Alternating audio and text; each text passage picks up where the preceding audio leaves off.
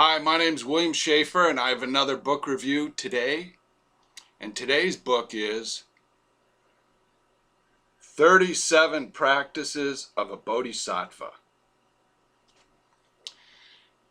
I love this book, and there's a lot of reasons why you should read it.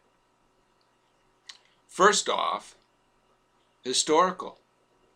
If you're interested in the history of thought, theology, and philosophy, this is a very important book in the Tibetan practice of Buddhism. And it will give you some historical insight into the philosophical ideas and ideals of the practice. Secondly, it's short. If you have difficulty reading or you don't have a lot of time to read, you can easily read this book. It consists of only 43 stanzas, and anyone can read it in an afternoon or just a short period of time. That makes it very attractive. Another reason you should read this book is that there is a prime number of stanzas. Prime numbers are always special, and this is no exception. The 37 stanzas that describe the 37 practices, 37 is a prime number.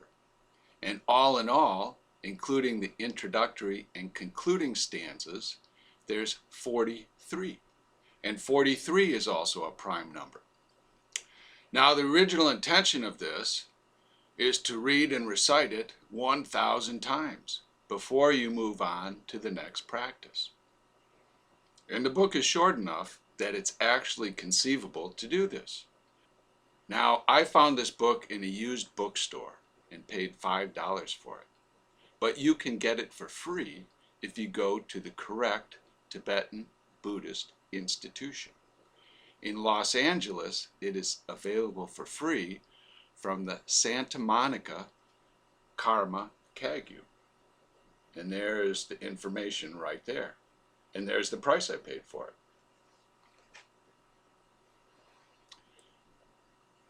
One thing I really like about this book is the attitude of humility, to me, is identical with the attitude that is expressed in the Sermon on the Mount in the book of Matthew. The two dovetail very nicely, although this book is much more exaggerated in its descriptions and details.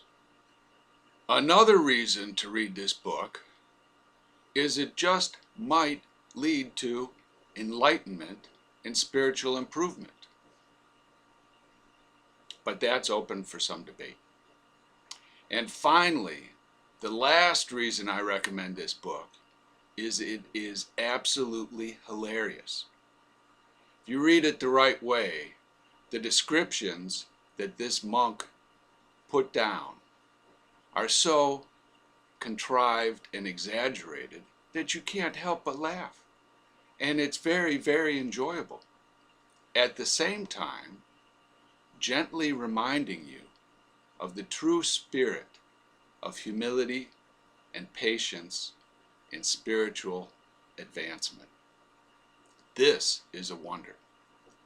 Now, the book is printed in 3 languages: Chinese, Tibetan, and English. And it's pretty universal and could be read by most anyone in the world. Now, to understand the book, a few basic terms should be defined. And forgive me if my definition is not perfectly accurate. My spiritual development is incomplete. Dharma is the path of life, the path of truth and righteousness.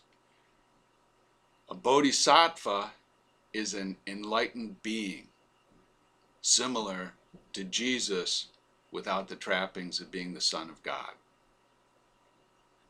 A special spiritually advanced person, like a magical saint. And here are some of my favorite passages. The 3rd stanza. Giving up negative places, mental afflictions gradually decrease.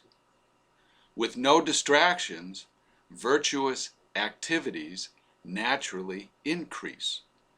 When mind becomes clear, certainty in the Dharma is born. To rely on solitude is the practice of a Bodhisattva. Stanza 5. When friendship with someone causes the three poisons to increase, degrades the activities of listening, reflecting, and meditating, and destroys loving kindness and compassion. To give up such a friendship is the practice of a Bodhisattva. Stanza 12. Even if someone driven by desire steals all your wealth, or incites someone else to steal it, to dedicate to this person your body, possessions, and all your virtue of the 3 times is the practice of a Bodhisattva. Stanza 13. If someone cuts off your head, even when you have not done the slightest thing wrong, through the power of compassion, to take his misdeeds upon yourself is the practice of a Bodhisattva. Stanza 14. Should someone slander you through a billion worlds with a heart full of love, to proclaim his good qualities in return is the practice of a Bodhisattva. Stanza 18. Though gripped by poverty and always scorned, though stricken by disease and tormented by evil spirits, to take upon yourself the negativity and suffering of every being, and never to get discouraged, is the practice of a Bodhisattva. 24. All suffering is like the death of your child in a dream. To take such delusive appearances as true, how exhausting. Therefore, whenever you encounter unpleasant circumstances, to see them as delusions is the practice of a Bodhisattva. 26. If lack of discipline prevents you from benefiting yourself, then your wish to benefit others is just a joke. Therefore, to guard discipline with no longing for worldly existence is the practice of a Bodhisattva. 33.